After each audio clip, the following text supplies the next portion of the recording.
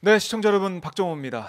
자, 월요일 고정 코너 안진걸의 하피풀. 네, 지금부터 시작해 보겠습니다. 안진걸 민생경제연구소장님 나오셨습니다. 안녕하십니까, 소장님? 예, 안녕하십니까. 네, 아유, 최고위원회가 안 끝났는데 저한테 넘어온 겁니까? 끝나고 넘어온 겁니다. 끝나고 끝나자마자 넘어왔는데. 저는 끝나기 전에 넘어와서 네. 우리 오마이TV에서는 민주당 최고위원회보다 저를 더 귀중하게 여기시는구나 네. 하는 마음의 순간 설렜습니다. 우쭐했습니다. 정말 그렇습니다. 저희 항상 예. 소중하게 월요일마다 소장님 만난 날 기다리고 있는데, 지난주에 제가 인상 깊게 봤던 사진들, 예. 우리 여고생들이 대전에서 올라와가지고 정말 대단했죠. 네. 우리가 저번에 이제 달력도 보여드렸는데요. 네. 그러니까 이 여고생들이 체험학습을 신청한 거 학교에다가 체험학습 신청해서 금요일 날 네. 택배기사람들 응원하는 달력을 만들었던 그 여고생들인데 대전역 이제 그때는 1학년인데 이제 2학년 학생이 됐더라고요. 네. 이분들이 국무총리님, 그다음에 민주당의 박홍근 을지로위원회 전 위원장님, 그다음에 택배노조, 그다음에 민생경제연구소, 그다음에 택배기사님들 응원하는 심내 모임 이렇게 5군데를 탐방했다고 기억을 해서 이제 학교에서도 적극 보장을 해준 겁니다. 대전시 교육청 차원에서도 이 캠페인을 함께 하고 있거든요, 학생들이랑. 네. 그러니까 더불어 함께 사는 사회 또는 어떤 노동 존중에 대한 더할 나위 없는 교육이 되는 거예요, 학습이 되는 거예요. 그러니까 대전역 학생들의 그 작은 캠페인이 엄청난 나비효과가 됐는데, 그래갖고 그분들이 이제 올라오셨어요, 금요일 날, 지난주 금요일 날. 그래서 제가 이제 11시 반부터 국회로 모시고 와서 국무총리님도 만나고 박홍근 의원도 뵙고 장철민 의원도 뵙고 그다음 민생경제연구소 택배기사님들 응원하는 시민의 모임 택배노조까지 다 제가 모셔다 드렸는데 마지막에는 본인들끼리 남산에 가서 돈가스를 드시고 내려가셨어요. 서울 나들이 정말 감동적인 일이었습니다. 네. 세상이 여전히 요즘에 온갖 미담들이 쏟아져 나오면 그걸 돈으로 혼쭐 내는 분들, 돈줄 내는 것이 그 치킨집 사장님 유행하는 것처럼 또 착한 파스타집 막 가는 것처럼 저는 비록 입으로 여러분들 혼쭐 내는 입줄 안진걸이지만 입줄 선생 안진걸이지만 정말 그런 훈훈한 마음 맞아요. 이 참 따뜻하게 넘칩니다. 네. 너무 지금 LH 비리니 부동산 비리니 이런 것 때문에 우리 국민들 마음이 심란하고 그러지만 다 이것도 세상이 좋아지는 전화위복의 계기거든요. 그러니까 너무 우리가 막 부동산 문제에 너무 올인하는 경향이 있습니다. 그러니까 우리 민심 집 없는 국민들 생각하면 올인해야죠. 그런데 예를 들면 내가 더 많이 못 가졌다라고 올인하는 분들도 있는 거죠. 벼락거지라는 용어는 정말 조중동이라든지 경제신문들이 만들어낸 용어일 텐데 또는 누군가만 얼마나 나쁜 말입니까? 성실하게 살아가는 내가 부동산 투기꾼보다 덜 벌었다고 벼락거지 취급을 받아서도 안 되고 그런 언어가 유포돼서도 안 될 것 같아요. 우리는 단호히 저는 그런 저질 용어는 비열한 용어는 거부합니다. 다만 내가 땀 흘려 일하는 만큼 교육비, 주급비, 의료비, 통신비, 이자비, 교통비 걱정 없는 세상은 요구해야죠. 더 강력하게 요구해야 됩니다. 그럼요. 유럽처럼 대학까지 무상교육 하자. 우리 아이들 돈 걱정 없이 대학 다니게 해달라.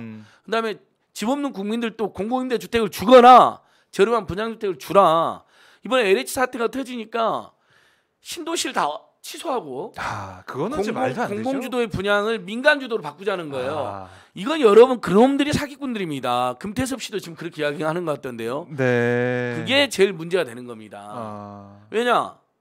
결국은 공공주택, 공공주도의 투명한 분양, 저렴한 분양이 없어지면요. 3기 신도시 같은 게 백지화되면 LH 사태를 그래서 민간 대기업에게 다시 특혜를 주는 방식으로 돌아가면 그 시간도 오래 걸리고요. 당연히 분양가도 올라가겠죠. 이윤을 엄청 받으려고 하니 이거 정말 잘못된 일입니다. 그래서 LH 사태는 LH 사태대로 국가수사본부를 중심으로 철저히 수사하고 박영선 후보가 제안해서 우리 국민들도 한 70% 가까이 찬성한다는 특검. 왜 특검에 대한 찬성 여론이 높은 여론도 아시죠? 우리 국민 입장에서는 검찰도 믿을 수 없지만 경찰도 아직 신뢰를 못 받습니다. 그러니까 국가수사본부는 그 안에 특검이 지금 출범하고 어차피 수사하려면 한두 달 걸려요. 그럼요. 최소. 그 안에 최대한 밝혀내서 검찰보다 더 잘한다라는 걸 보여줘야 됩니다. 이번이 기회죠. LCT 비리를 덮어버리고 국민의힘의 온갖 그 이해충돌과 투기 의혹이 있는 의원들에 대한 수사도 안 하는 검찰에 비해서 국가수사본부는 저희가 지난주에 그 전복민, 이주환, 강균호 고발도 해놨거든요. 고발하셨죠. 그다음에 지금 부산 지역 시민단체들도 그 부산 지역에서 이해충돌에 투기 의혹 있는 국민의힘 의원들 고발해놨고요. 네. 이참에 실력을 보여주면 됩니다. LH 비리하고 그럼요. LCT 비리하고 네. 국민의힘 당에서 주로 크게 뭐 이제 물론 이제 민주당에서나 여당에서도 그런 명백하게 자기의 공적 지위를 악용해 가지고 네. 지금 지난주 어떤 기자가 전화해 가지고 왜 국민의힘 의원만 고발했냐 물어보더라고요. 그래서 민주당도 불거졌는데 그래서 그 기자님 그랬어요. 아니 민주당 의원들 중에도 본인이 의원 시절에 공적 지위를 남용해 가지고 네. 공적 정보를 거기에 공적 지위와 공적 정보를 악용해 가지고 기밀이나 그래서 막대한 부당이득을 얻은 사례가 확인되면 우리가 당연히 문제 제기한다. 근데 일면 뭐 양양재 최고위원 같은 경우도 삼성전자 그만둔 다음에 산 땅인 거잖아요. 그렇죠. 네. 그런 것까지는 우리 민간인 시절이나 민간인들이 하는 그런 일종의 투자인지 투기인지 애매한 그 행위는 처벌할 수가 없습니다. 처벌해서도 안 되는 것이고요. 우리가 문제 삼는 건 뭡니까? 국민들이 분노하는 건 뭡니까? 민간인들의 투자나 민간인들이 막 여기저기 다니면서 투기하는 거 그것도 지탄 받을 수 있지만 그까지는 어쩔 수 없잖아요. 그건 불법은 아니거든요. 근데 문제가 되는 게 공적 지위에 있는 정치인, 공무원, 공기업 직원들이 오히려 국민 앞에 모범을 보여야 돼. 네. 국민들의 주거복지, 주거권 실현 앞장서야 될 이사들이 공적 정보, 네. 국민들 알 수 없는 LH 직원들, 네. 국회 국토교통위, 박특흠 의원 같은 국회 교통위, 그다음에 뭐 부산 시의원 전복민, 이주환 이분들이 다 부산 시의원이었거든요.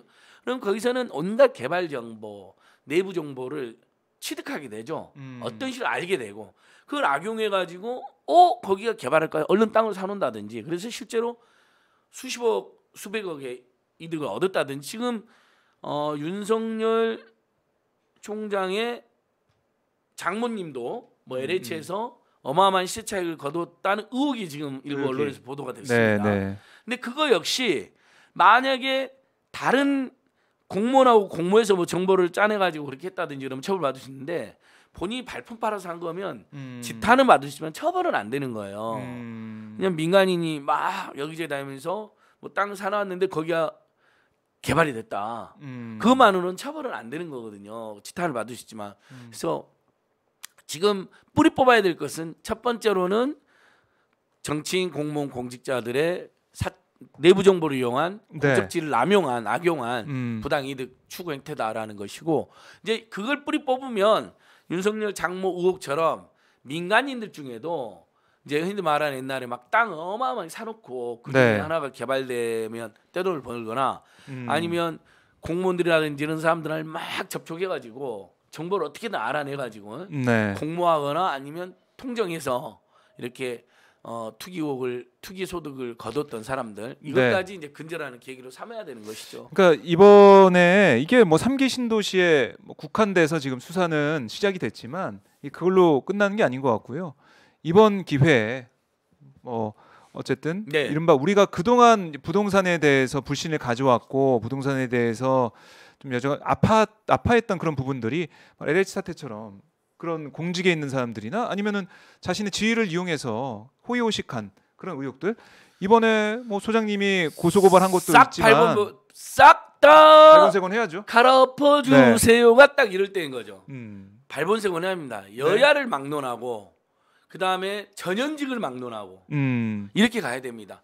대통령께서도 저번에 앉아가지고 서면으로 사과했는데 솔직히 좀 부족하다고 느꼈습니다. 국민들 마음이 굉장히 분노가 크고 심란하거든요. 이 부동산 제가 이제 부동산 문제에 너무 올인한 경향이 있다, 너무 욕망으로 치닫는 경향이 있다는 그런 지적은 시민사회에서 하는 것은 하는 것이고요. 어쨌든 국민들의 민심은 대단히 복잡하고 심란하고 또 불편한 건 사실이거든요. 대통령께서 저는 국민과의 대화 방식이든 아니면 대국민 담화를 직접 해서 정말 문재인 정부에서까지 이게 켜켜이 있어온 비리이고 관행인 거 맞죠. 1기 신도시 때는 훨씬 심했고요. 네. 2기 때도 심했습니다.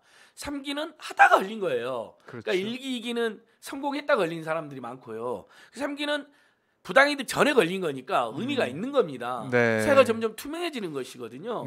그다음에 이명박 박근혜 정권은 더 했을 것이고요. 지금 뭐 박형준 씨, 오세훈 씨 나오는 거 보세요, 여러분. 네, 네. 정말 심각한 의혹들이잖아요. 심각한 비리들이고. 그러니까 그런 부분들을 솔직히 말씀드리면서 그런데 불구하고 문재인 정부의 LH에서 이런 일이 네. 있었다. 결과적으로 LH 사장과 국토교통부 장관과 대통령이 책임이다. 정말 죄송하게 생각한다 하고 저는 국민들과 대화를 지금이라도 대국민 담화를 직접 했으면 좋겠어요. 네. 앉아서 서면으로 있는 방식으로는 민심을 다독이는데 대단히 부족하다라는 애정 어린 지적을 꼭 해드리고 싶고요. 네. 제가 뭐 국정 운영에 애쓰시는 분들한테 뭐 감히 함부로 충고할 입장은 아니지만요. 네. 그래도 어찌했든 민생 문제를 해결하기 위해서 수십 년 다닌 감과 이렇게 밑바닥 저변의 민심을 보면 느껴지거든요. 지금 어쨌든 부동산 투기를 근절하고 집값 하향 안정을 표방한 정부였는데 의도는 좋았고 저희가 보기에는 잘하기 노력을 했지만 결과적으로는 그런 결과 안 났잖아요. 근데 결국 국정은 결과로 평가를 받는 것이거든요. 네. 결과로만 평가받아서는 안 되죠. 그 과정과 노력도 같이 평가는 받아야 되는데 긍정적으로.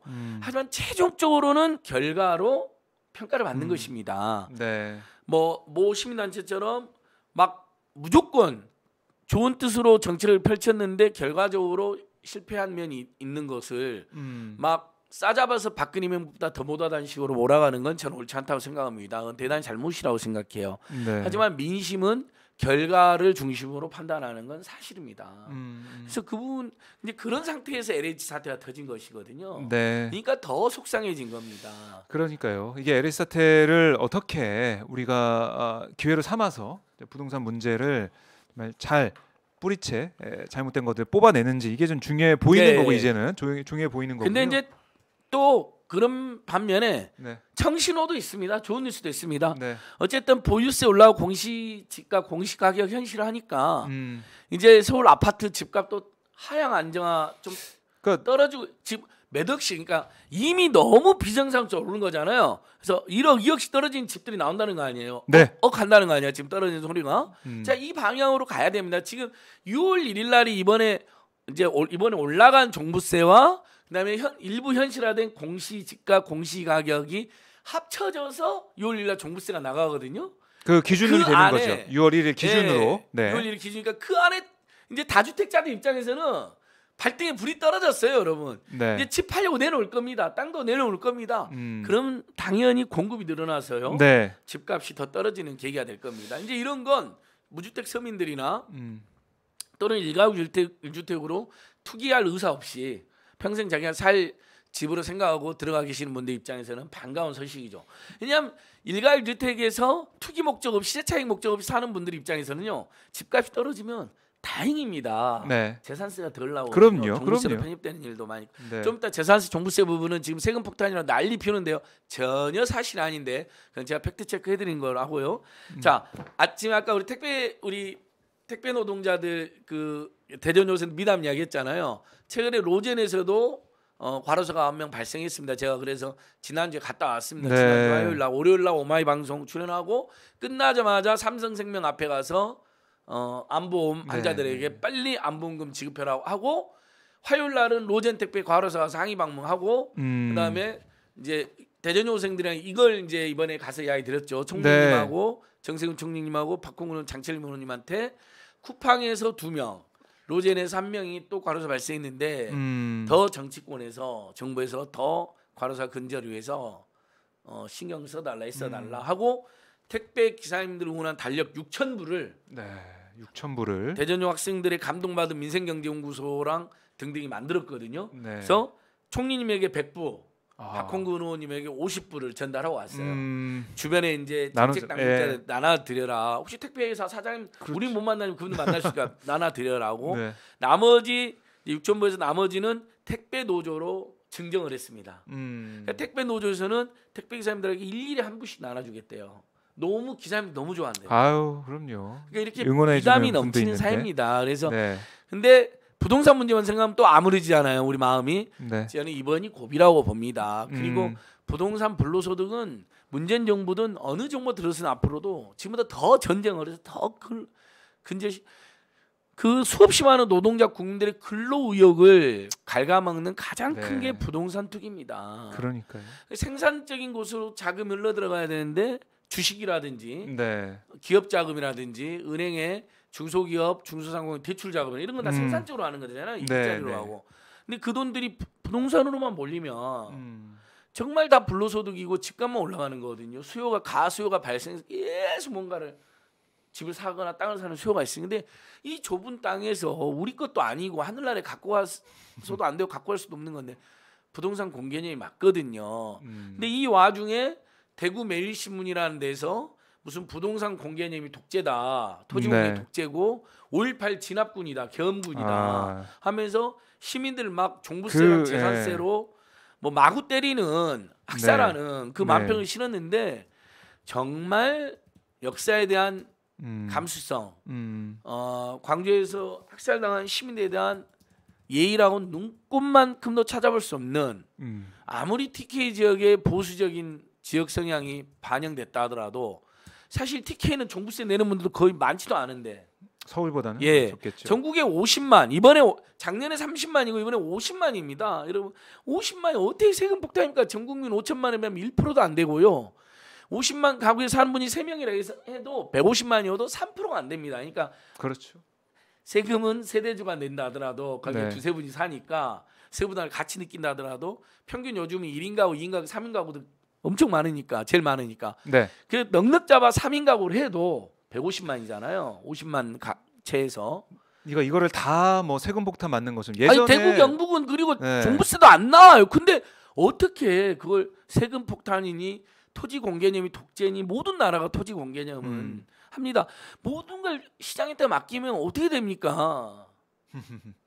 텍사스 전기 요금 폭등 사태도 전기 여러 요인이 있지만 뭐 무능한 트럼프 정부의 문제도 있었지만 전력회사를 민영화시킨 것도 큰 원인으로 꼽히거든요. 이번에 텍사스 정전 사태에서요. 그러니까 시장에 맡겨봤더니 우리가 목격한 게 있지 않습니까? 그 탐욕을 먹고자 하는 시장은 결국 우리 시민들, 국민들을 좀 파멸로 이르게 한다라는 것을 우리가 봐왔기 때문에 그래서 정부가 이 집값에 대해서 이거 막기 위해서 뭐 15억 이상 시세 15억 이상 집에는 주담대 대출도 안 해주고 이런 식으로 막아왔고 계속해서 대출을 좀 조이는 역할을 좀 하고 있고 이번에는 세금을 통해서 6월 1일 기준으로 해서 다 이제 공시지가도 이번에 발표가 됐고요. 세금이 올라가요. 그러니까 세금이 올라간다라는 얘기는 많이 듣는데 그럴 때 느낀다고 하더라고요. 12월에 종부세 고지서를 보면 그때 느낀다고 하더라고요. 진짜. 종부세는 12월에 나와요. 그러니까요. 그때 깜짝 놀란다고 하더라고요. 더. 그러니까 자 지금부터 이렇게 하시면 돼요. 다주택자 선생님들은 일가구 주택 그럼 뭐 자식한테 물려주고 싶다 그러면 얼른 자식한테까지 증여하고 나머지 다 파세요. 그럼 되잖아요.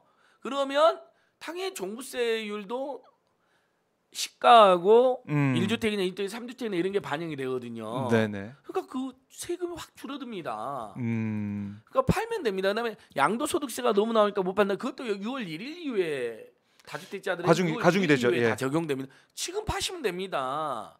그다음에 종부세도 12월에 나와요. 그다음에 그러면 이제 문제는 1가구 1주택 중에 소득이 없이 이사 갈 생각도 없고 소득도 없이 사는 어르신들일 거예요. 네, 그 말씀 많이 하시더라고요. 장기 보유하고 그다음에 고령은 감안해서 최대 80%까지가 감면이 됩니다. 그래서 무슨 동아일보에서 무슨 40년째 거주하고 있는 뭐 70대 노인을 해서 집을 팔아야 된다는 이야기를 했어요. 생 거짓말입니다. 그 구제희 세무사님이 계산해 보니까 작년보다 올해 종부세 17만 원 늘어납니다. 17만 원. 그러면 한 달에 10,000꼴 늘어나는 거예요. 그때 어떻게 집을 팝니까? 그분은 만약 이제 자식들이 있으면 자식들이 10,000원을 안 도와주겠습니까? 그러면 노부부가 아무리 못해도 연금이 나올 텐데 10,000원을 뭐 기초연금도 나오고 국민연금도 나올 텐데 뭐라도 나올 텐데 소득이 없으면 기초연금은 일단 나오거든요. 1인당 최대 30만 원께 나옵니다. 그러니까 너무 말도 안 되는 가짜 뉴스인데 자 그러면 그래도 종부세 많이 올랐다니까 여러분들이 걱정하시니까 자 지금 시가로 15억 16억 돼야지 그게 공시지가로 12억쯤이 되고요. 그런 사람들에게 종부세를 계산해 보니 지금 현재 올해 8,900원 정도 나옵니다. 지금 현재 시가 죄송합니다. 15, 16이 아니라 현재 공시지가가 9억 원대 9억 이상이 이제 종부세가 나오잖아요. 대장이죠. 시가로는 12억 13억쯤 됩니다. 네. 왜 공시지가가 지가 반영률이 60% 정도밖에 안 되거든요. 근데 이번에 공시지가 조금 올렸어요. 그러니까 재산세는 종부세가 일부 올라가는 사람들이 나오는 거예요. 그러니까 막 생각보다 난리를 피우는데 경실련의 주장에 하면 공시지가가 30% 정도밖에 반영이 안 돼 있다는 거예요. 그러니까 정부는 올린 현실한다고 현실했겠지만 실제로는 한 시민단체 하면 공시지가 현실 너무 낮다라고 지적을 받는 거예요. 그러니까 심지어 30%밖에 안 된다는 지적을 받은 건데 그래도 정부가 집값이 많이 올랐으니까 조금이라도 공시지가 현실화율 네. 시가의 100%까지는 아니다 하더라도 앞으로 목표는 이제 2030년 이내에 90%까지 이제 맞추는 겁니다. 공시지가를요, 시가에. 네. 그래서 매년 조금씩 현실하고 있는데 그래봐야 지금 60% 안팎이에요. 그러니까 12, 13억짜리 집에 시가 12, 13억이 거래되는 집에서 공시지가는 9억 정도밖에 되지 않습니다. 그래서 그 9억 인분, 9억이나 10억 인분은 공시지가 따져 보니까 네. 세금이 1년에 10,000원 안팎이에요. 그러니까 웬만한 분들 일단 집 없는 국민들 종부세 안 나오죠. 재산세도 뭐 사람 재산세만 나오죠. 1인당 6,000원. 네. 그다음에 집 있는 국민들 중에 그러면 이번에 공시가격이나 공시가 현실화돼서 재산세 막 늘어났느냐? 그렇지 않습니다. 정부가 더 많은 국민들에게는 이제 종부세가 올라오고 재산세가 올라올 수 있으니까 그거는 부담을 들어주기 위해서요. 6억 미만 공시가 6억 미만의 주택에 대해서는 재산세를 오히려 깎아줬습니다. 네, 맞아요. 그게 전국적으로 90%나 되고요.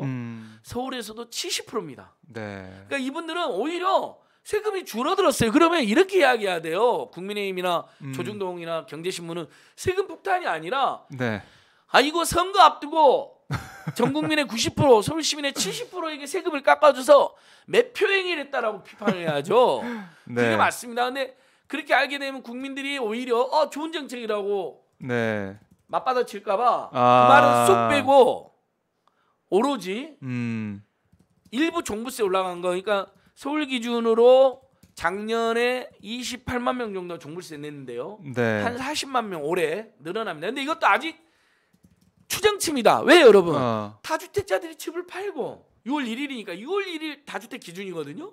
맞아요. 종부세 기준은 그 안에 집을 팔아버리면 종부세 안 낼 수도 있어요. 줄어드는 겁니다. 그럼요. 집값 떨어지고 본인들도 세금 덜 내고 얼마나 좋을까? 이런 경우에 이제 공익과 사익이 일치하는 거죠. 네. 다주택자들이 집을 팔면 여러분 잘 생각해보세요. 지금 본인들 종부세 안 내니까 사익이 늘어났죠. 세금 안 내니까. 그다음에 그 집도 얼마나 많이 그동안 시세차익이 있겠습니까? 시세차익까지 누리는 거예요. 그렇죠.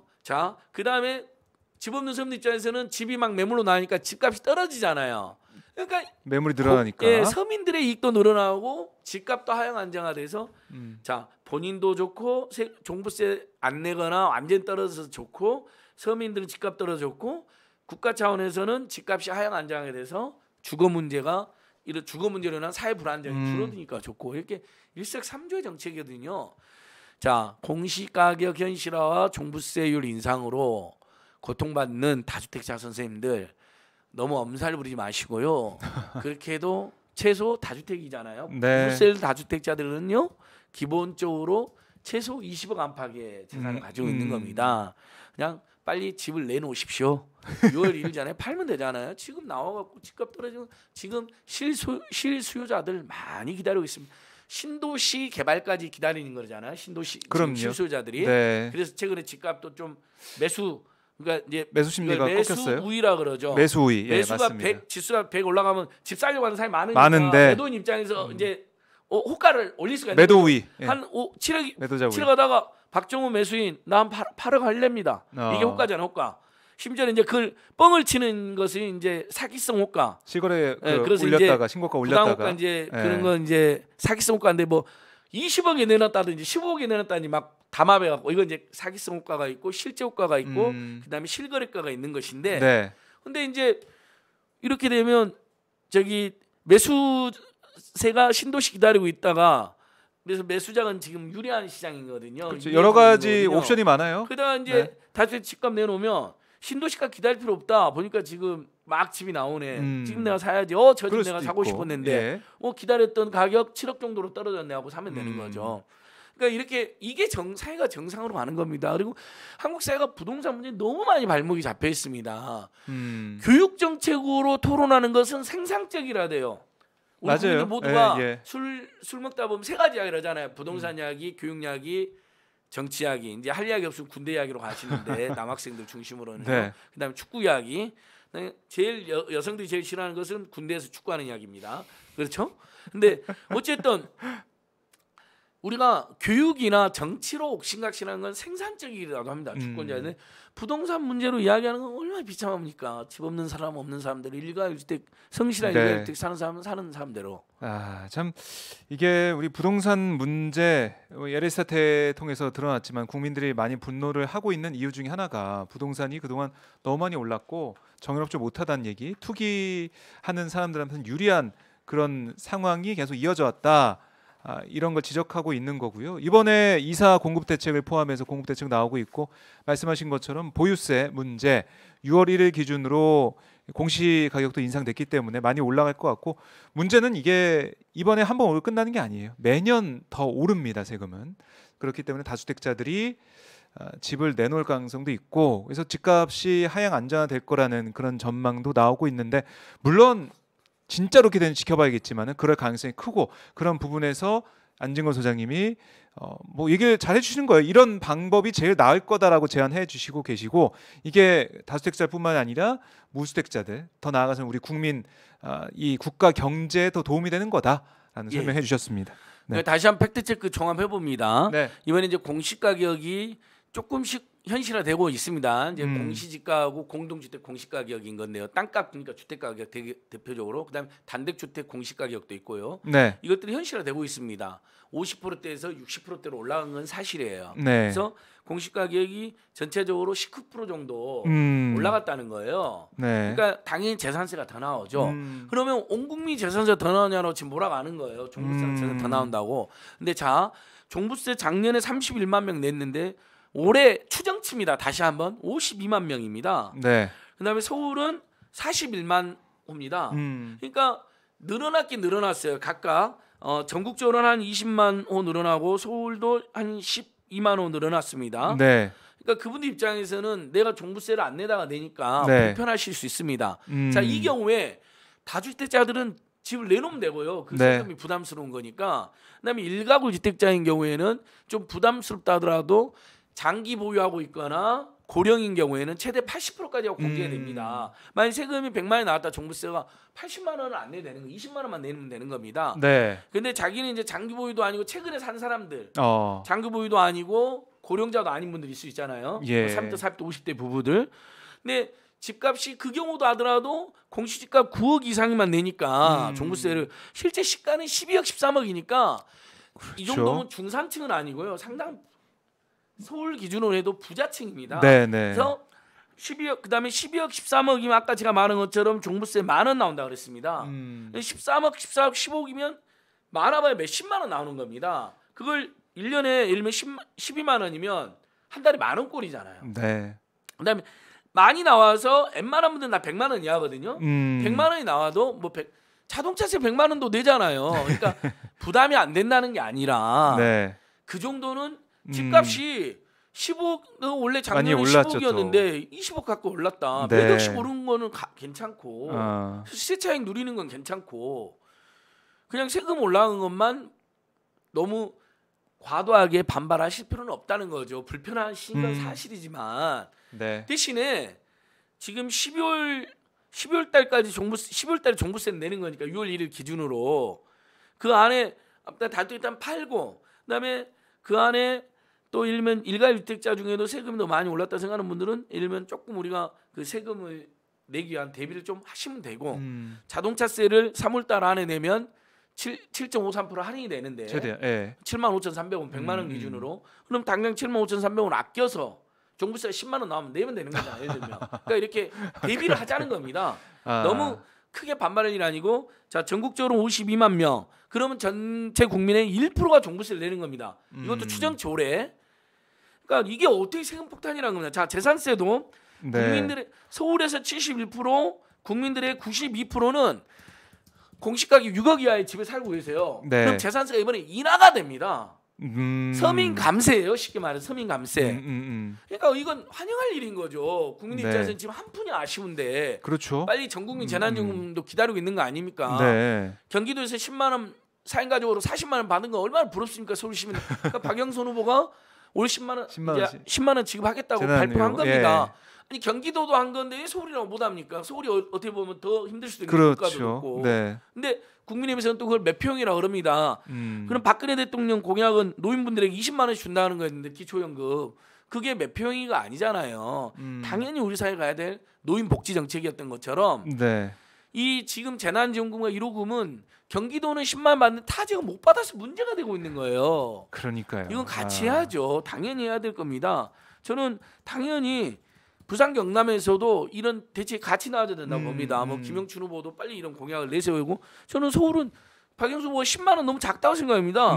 최소 30만 원은 줘서 네. 4인 가구 기준으로 20만 원이면 80만 원 정도는 받아야지 지금 그래도 숨통이 트이죠.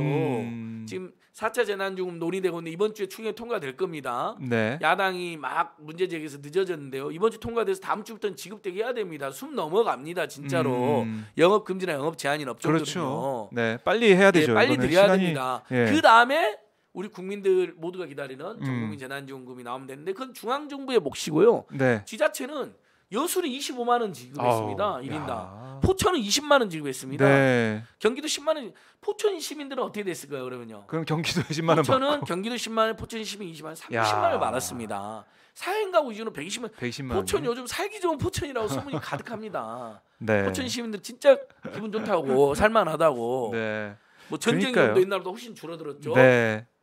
그러니까 이런 부분들 참 조금만 생각해 보면은 우리가 서민들을 위해서 국민들을 위해서 할 수 있는 정부에서 또 지방 정부에서 할 수 있는 게 있는데 잘 안 되고 있다는 게 좀 아쉬운 부분들이 있고 저희가 지금 뭐 이 문제를 좀 더 들여다봐야 될 게 바로 선거 얘기를 좀 해봐야 될 것 같은데 어떻습니까?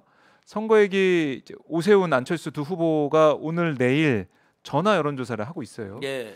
그래서 결국 야권 단일 후보가 될 것으로 보이는데 여론조사 결과를 추세를 쭉 보면 민주당 박영선 후보 쪽엔 좋지가 않다라고 좀 볼 수가 있거든요. 어떻게 좀 예상하십니까? 저는 일단 그 안철수 씨하고 오세훈 씨의 단일화 네. 별로 관심이 없어가지고 맞아요. 그런 뉴스가 있었구나. 근데 많은 국민들이 그분들이 지금 너무 웃기잖아요. 한 분은 5살 훈이라는 별명이 있었고 한 분은 안초등이라는 별명이 있었습니다. 이건 뭐 자기 의원들끼리도 한 이야기니까 예. 홍준표 씨도 했었고 같은 야권에서. 근데 이 단일화 너무 웃긴 게 김종인 비상대책위원장은 정신 나간 사람이라고 하지 않았습니까? 네네. 근데 정신 나간 사람이랑 단일화하는 사람도 정신 나간 거 아닌가요? 보니까 너무 그래서 저는 황당하고. 네. 그다음에 그 기자들 상대로 안철수 씨가 기자간담회 기자 토론했는데 서울신문 박록삼 논설위원이 물어봤잖아요. 서울시장 선거 왜 나왔냐? 네. 정권교차로 나왔다. 서울시장 선거하고 그게 무슨 상관이냐? 왜 서울 시민을 위한 민생이라든지 네. 서민경제 대책은 없냐? 그랬더니 그런 것이 쟁점이다지 자꾸 정권교체가 그냥 서울시장 선거를 지금 야당이 없어진대요. 그래서 우리 사회 미래가 없어진대요. 야당이 없어지는데 우리 사회 미래가 없어지는지도 모르겠고 나쁜 야당은 없어져야죠. 네. 나쁜 여당 심판을 받는 나쁜 거죠. 여당이라면 국민들한테? 없어져야 되는 것이고 누구라도 나쁜 정당이면 없어지는 게 맞는 것이고요. 그럼 서울시장 선거 실패한다고 왜 야당이 무너집니까? 정의당도 있고 녹색당도 있고 건전한 야당들 많은데요. 네. 국민의힘이야말로 그동안 온갖 국정농단과 투기까지 저지르느라고 지금도 그 당에 정말 투기세가 너무 많으니까 주호영 대표가 그거 합의 안 해준 거 아닙니까? 전수조사? 본인도 23억 시세 차익을 누린 게 사실이고요. 팩트잖아요. 그것은요. 네. 박근혜 정권 때 재건축 규제 완화 3법 찬성해가지고 막단 시세 차익 누렸잖아요. 본인들이. 근데 박대금 씨를 지금도 비호하고 있는 정당이 국민의힘인데 사상 최악의 이해 충돌로. 네. 전복민 씨 보세요. 부산 시의원 할 때 재산이 급증을 했고요. 네. 주거 비율 50% 해야 되는 건물을 주거 비율 80%로 특혜 갑자기 막 특혜성 인허가가 이루어집니다. 자기가 부산 시원할 때 네. 이주환 씨도 부산 시원할 때 자기 땅이 있는 도로가 지나가야 돼요. 도로로 수용이 된 땅이에요. 근데 도로공사가 안 되고 있으니까 해제를 요구합니다. 해제 요구해서 거기서 어마어마한 지금 무슨 주상복합인지 레디전스인지 무슨 호텔인지 짓겠다는 거 아닙니까? 네. 그러니까 이런 자들이 판을 치고 있는데 전수조사 그러니까 미적거렸던 거죠. 근데 그런 정당이 없어지는 그런 정당이라면 없어져야죠. 마땅한 것이죠. 근데 뭐 단일화했다니까 뭐 오늘 내일 결과는 기다려 보겠습니다만은 전 누가 되든지 간에 네. 전망컨대 부동산 정책이라든지 LH 사태 분노한 민심이 있는 건 사실이고 그 민심은 켜켜이 누적된 비리다 하더라도 어쨌든 현 정부에서 왜 LH 직원들이 그런 걸 막지 못했느냐라는 분노나 불만이 이어지고 있는 거기 때문에 이 선거가 여야 모두 간단치 않은 선거가 될 거다. 박빙이 되지 않을까 감히 그 전망을 해보고요. 네. 이제 오세훈 씨의 내곡동 말 바꾸기 의혹도 굉장히 큰 문제가 됩니다. 친환경 무상급식 나라를 망한다고 해서 서울시장을 스스로 그만둔 자에게 또다시 서울시장을 맡길 수 있는 것인지는 광범위한 시민사회나 지식인들의 회의나 비판도 있습니다. 네. 안철수 씨는 서울시장으로서 비전이 뭔지 전혀 알 수가 없고 오로지 정권 교체만 이야기하고 있으니 서울시장 선거를 자신의 득권 발판이나 또는 정치적으로 악용하고 있다는 지적을 피할 길이 없을 것입니다. 그가 도대체 예전에 V3라는 성공한 사업가였다는 거 말고 지금까지 보여준 민생 경제나 지속 가능한 경제나 국민 경제 균형적 발전이라든지 경제 민주화라든지 뭐 단 하나도 무슨 구체적 비전을 말한 게 없습니다. 네, 네. 처음에 안철수의 생각이라는 책에는 그런 이야기 나왔어요. 근데 정치하면서 10년 넘도록 그런 이야기 제대로 한 걸 못 봤어요. 그러니까 아직 새 정치가 뭔지 모르겠다 이런 말씀을 많이 하실 정도로. 아니요, 완전 이제 헌정치 되셨죠. 그건 오래됐죠. 됐다. 탈당과 무슨 이합집산을 항상 거듭하는데 그거 어떻게 새 정치가 되겠습니까? 네. 그러니까 야권 단일화 지금 보면 누가 되든 이제 본선에서 박영선 민주당 후보와 맞붙게 될 텐데 이제 단일 후보가 나오면 진짜 승부, 진짜 선거가 시작되는 느낌일 것 같아요. 네, 그렇습니다. 지금까지는 뭐 저는 후보가 안 정해져서요. 여권의 지지자들 보기에도 아슬아슬하고 박빙이고 네. 지고 있다라는 생각으로 뛰셔야 될 것이고요. 야권 지지자들 중에서도 이제 부동산 민심이나 여러 가지로 이제 누적된 불만으로 뭐 현 정부를 해초를 때려야겠다는 분들 또 있으신 건 사실이니까 네. 그분들의 또 그런 마음은 제가 겸허하게 수용하고 존중해야 된다고 보고요. 그분들 입장에서도 하지만 일면 그동안 박영선 씨, 오세훈 씨, 안철수 씨가 살았던 여정, 정치 역정을 네. 종합적으로 판단해야 된다고 저는 감히 생각합니다.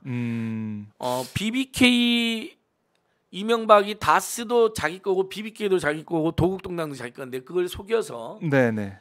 본인도 속이고 언론도 속이고 전 국민도 속이고 당시 새누리당이나 한나라당도 속여서 정말 대통령에서 정말 대한민국을 망가뜨리고 온갖 사적 탐욕을 저지르다 지금 감옥에 가 있는데 네.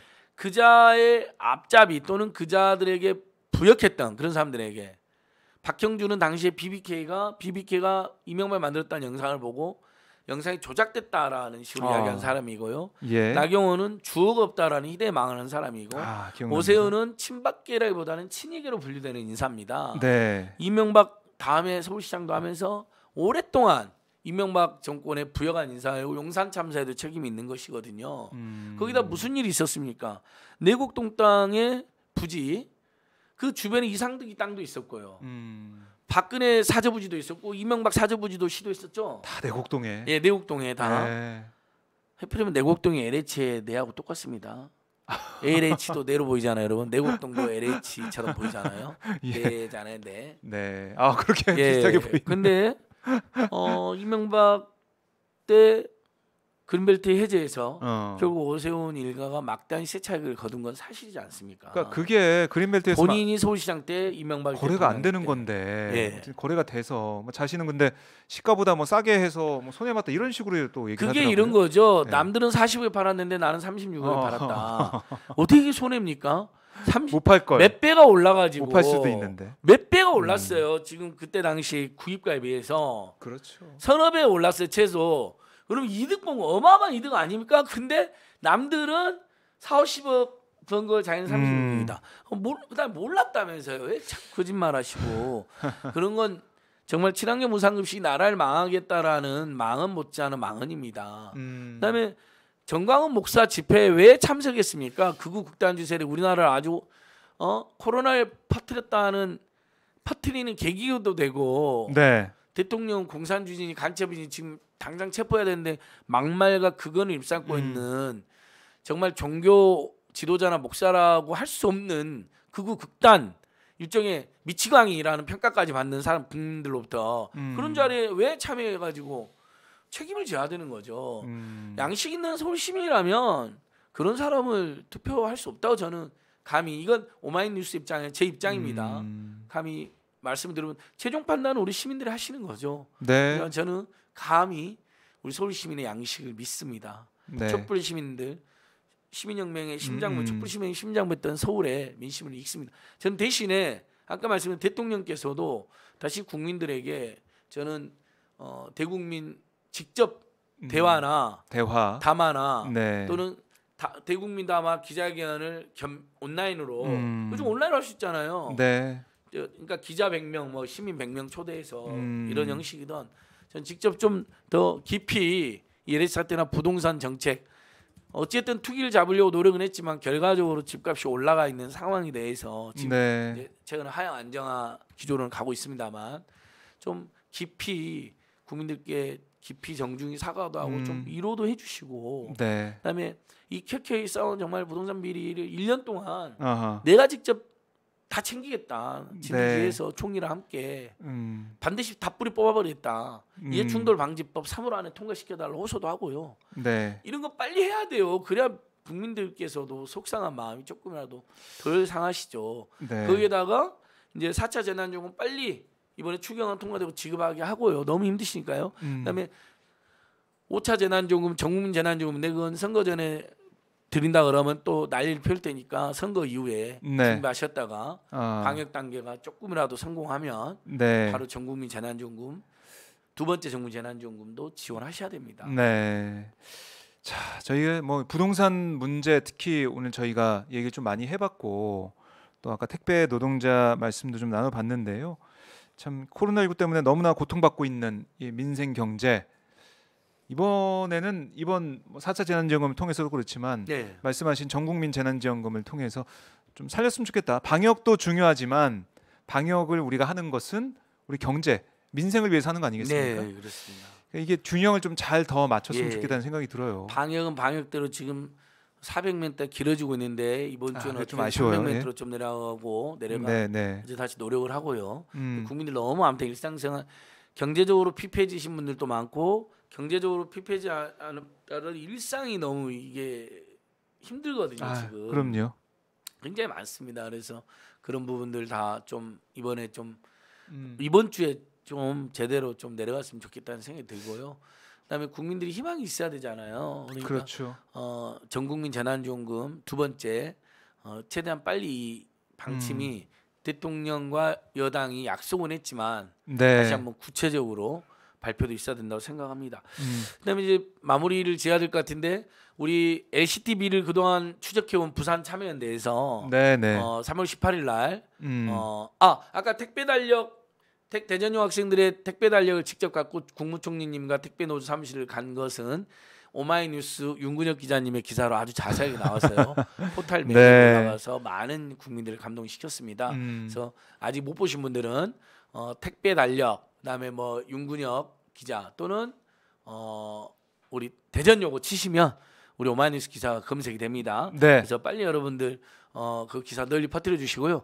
두 번째 3월 18일 역시 이것도 오마이뉴스에도 보도되고 여기저기 보도했는데 부산 참여연대가 LCTB를 추적해 오다가 LCTB를 그동안 묻어버린 자들이 다 윤석열 씨 측근이라는 게 확인이 됐습니다. 그래서 임관영 뭐 그다음에 윤대진 그래서 이들을 공수처에 정적적으로 고발했습니다. 그러니까 자 공수처가 나서면 검사들이 왜 그걸 덮어버렸는지가 밝혀질 것이고 그러면 LCT 비리에서 이른바 처음에 43명 특혜 분양받은 지금 101명 처음에 이제 부산 참여연대가 고발할 때 43명 명단이라고 주장을 했고 최근에 경찰에 제출된 LCT 관계자가 양심적으로 제보한 건 101명인데 그 사람들이 특혜 분양받은 사람들의 정체가 드러나는 거죠. 그 101명 리스트에는 현역 국민의힘 이름도 있습니다. 엘모 의원도 있고요.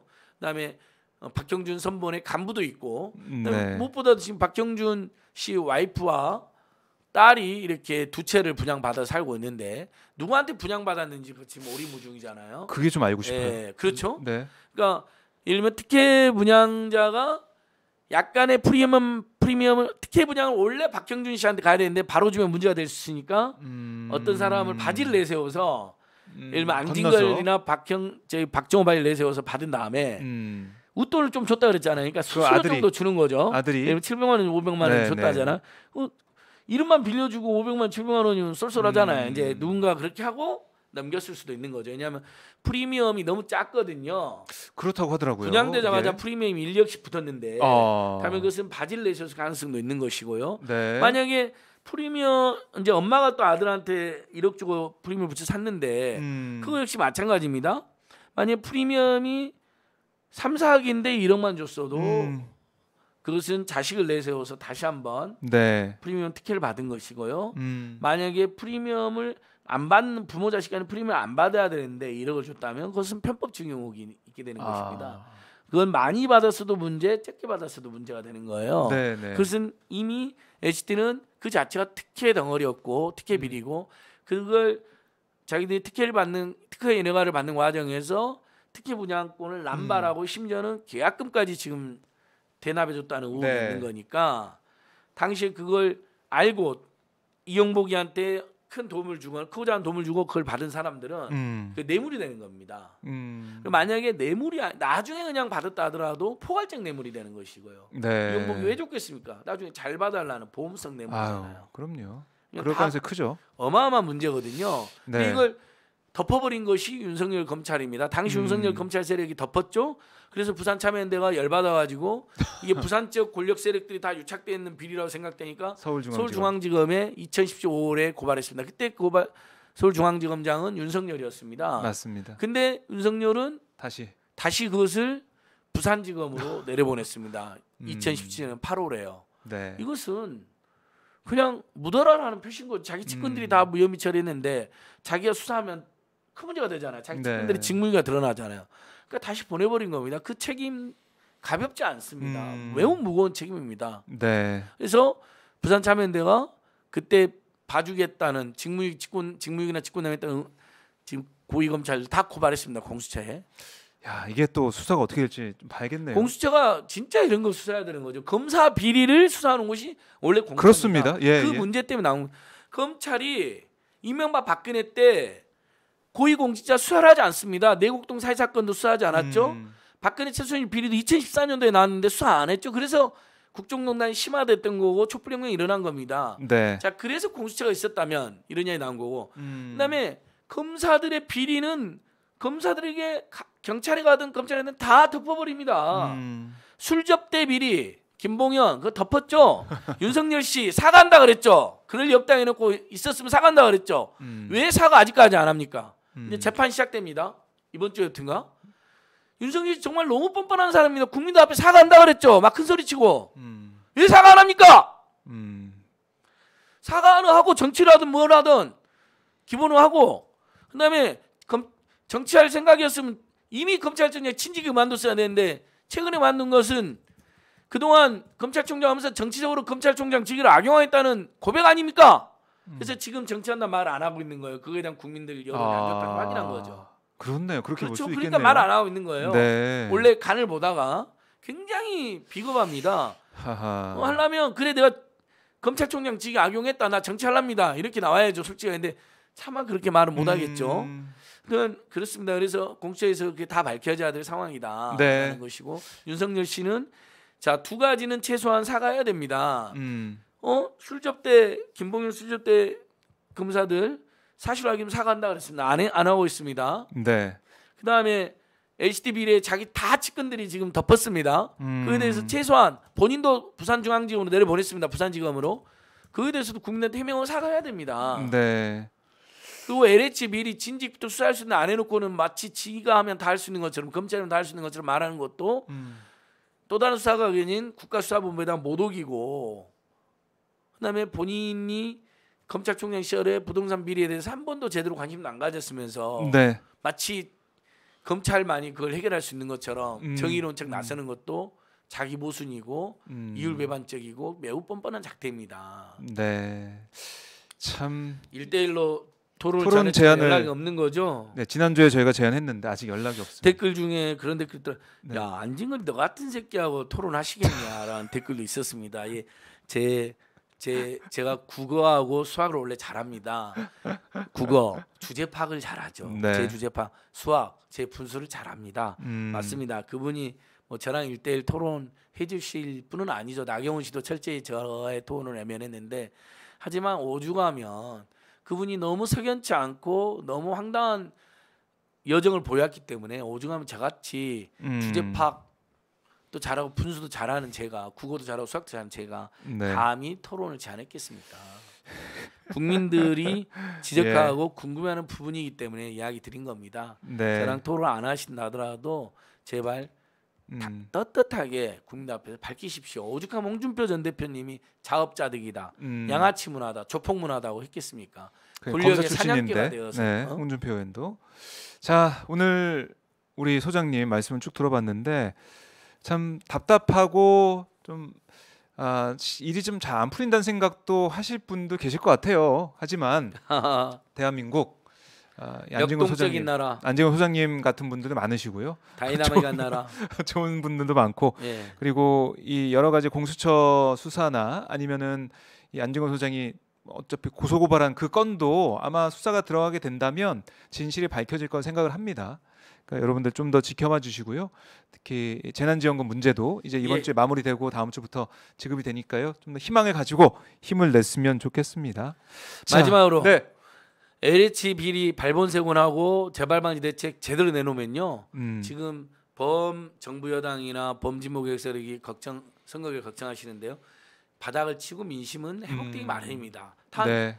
발본색원하고 특검도 제대로 도입시키고 이해충돌 방지법, LH 방지법, 5법 5개 법이 지금 제출됐는데 그거 빨리 통과시켜야 됩니다. 그런 것도 역시 미적거리잖아요. 네. 그러면 결국 야당이 아무리 방해해서 미적거렸다 하더라도 정부 여당의 책임 180석의 책임으로 가는 겁니다. 예. 시원하게 속 시원하게 대책을 내놔서 이 땅에서 앞으로 모르겠어요. 민간인의 부동산 투기도 근절해야 되지만 네. 일단 그 불법이 아니고 강제로 근절하는 게 시간이 걸린다면 최소한 불법인 그리고 최소한 윤리강령 위반이고 이해충돌인 공무원, 정치인, 공기업 직원들의 공적 정보와 공적 직위를 악용하고 남용한 부당이득 취득 행위는 영원히 근절될 수 있습니다. 이해충돌 방지법 제정안.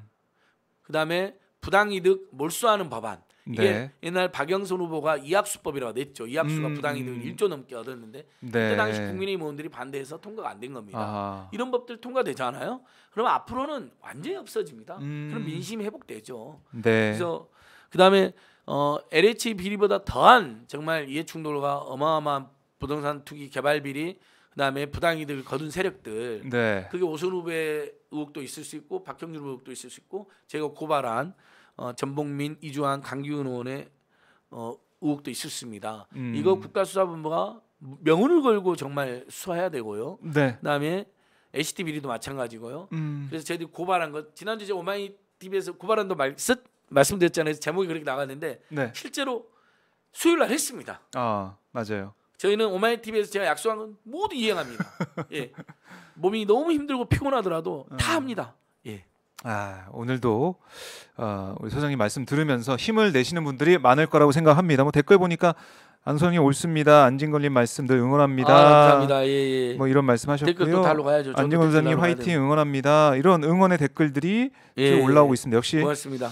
요즘 제일 핫하세요. 하피풀. 그런 댓글도 많아요. 네. 안진걸 네가 뭔데 윤석열하고 1대1 뭐 윤 총장님이 위대한 분인데 어디서 함부로 말하냐. 아니 저는 그 사람에게 관심 없어요. 개인적 감정도 없고. 네. 근데 그 사람이 그런 행보를 보인 팩트만 이야기하는 거예요. 술접대 검사 봐줬잖아요.